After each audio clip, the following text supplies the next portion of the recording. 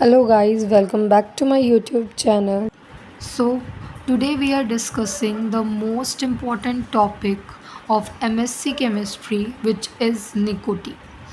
तो nicotine basically हमारा एक एल्कोलॉइड होता है हमारा। तो इसके अंदर बेसिकली सबसे पहले हम पढ़ेंगे इंट्रोडक्शन क्या होता है निकोटीन का, and then we will move to the structural elucidation of nicotine. तो first we have the introduction.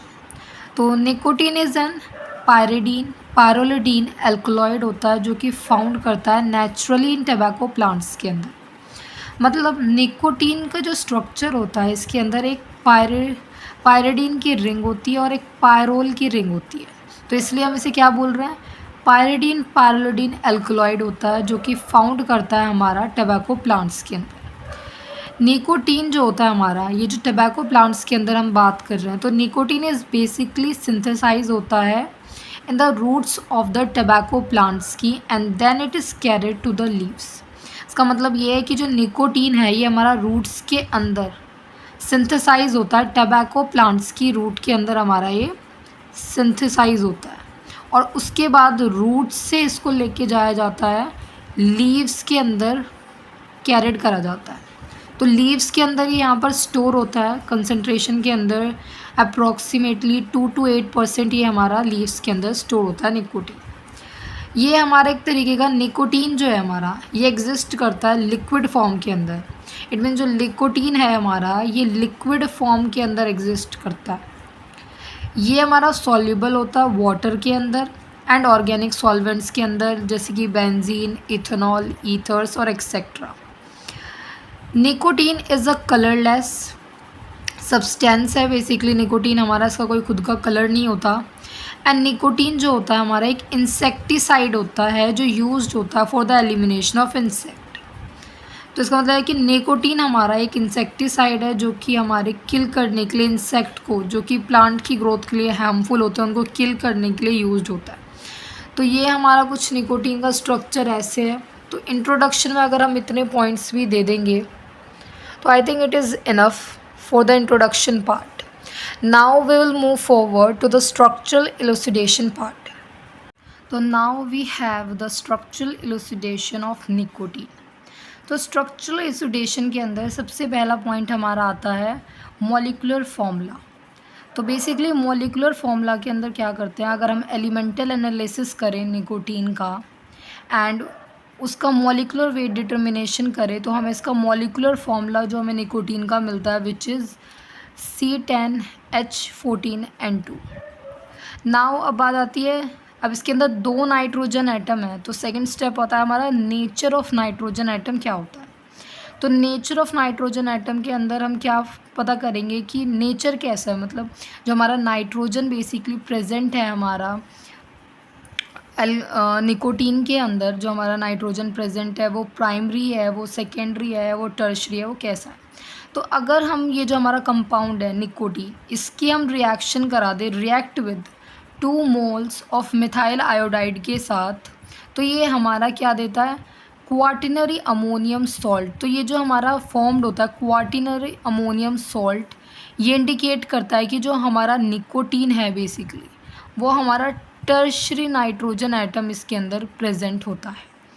तो रिएक्शन कैसे दिखा सकते हैं, C10H14N2 की रिएक्शन हमने कराई दो मॉलिक्यूल के साथ CH3I के साथ, और हमारा क्या बन गया, क्वार्टिनरी अमोनियम सॉल्ट।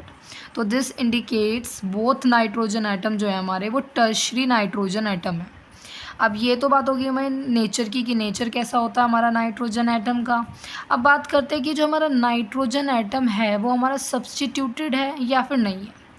तो अब सब्स्टिट्यूशन के लिए हमारे पास क्या होता है, अगर हमारा ये निकोटीन की हमने रिएक्शन कराई बेसिकली HI के साथ, और अगर हमारा मिथाइल आयोडाइड हमें मिल जाए और देन हम उसकी रिएक्शन AgNO3 के साथ करा दें और हमें AgI मिलता है यहाँ पर रिएक्शन कराने के बाद, तो ये इंडिकेट करता है कि जो हमारा नाइट्रोजन एटम निकोटीन के अंदर प्रेजेंट होता है वो कैसा होता है, N मिथाइल सब्स्टिट्यूटेड होता है। तो this reaction indicate that one of the nitrogen atom contain a methyl substituent that is NMe।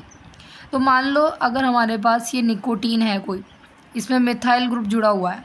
हमने इसे ऊपर रिएक्शन कराई HI के साथ, तो यहाँ से क्या आएगा, H पॉजिटिव आएगा।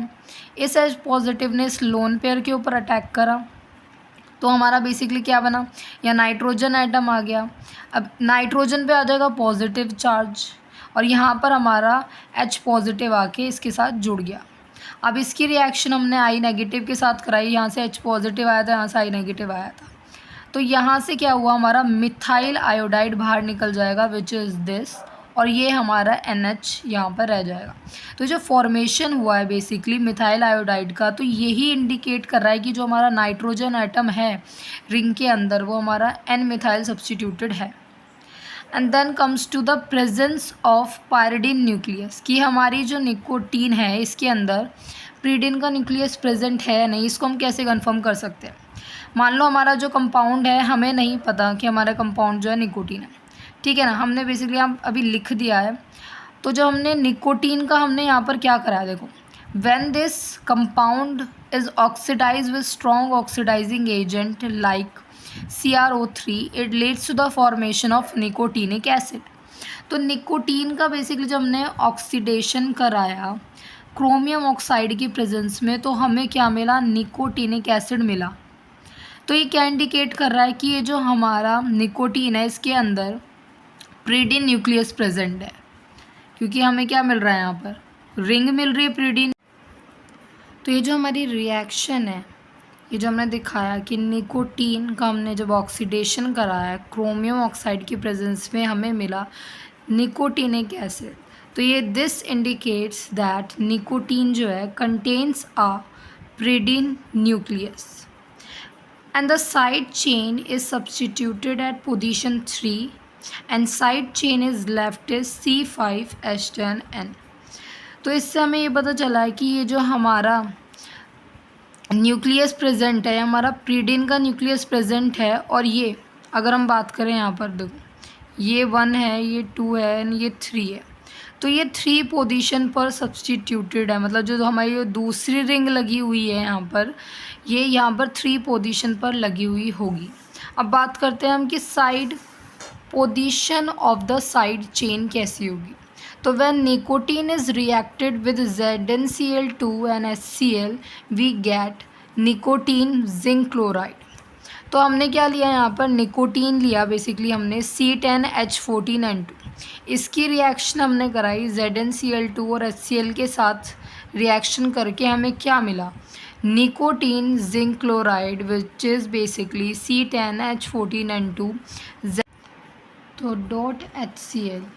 तो जब हमने इसका लाइम के साथ बेसिफिकेशन कराया, तो बेसिकली हमें मिलेगा एक प्रीडिन की रिंग, पायरोल की रिंग और मिथाइल अमीन।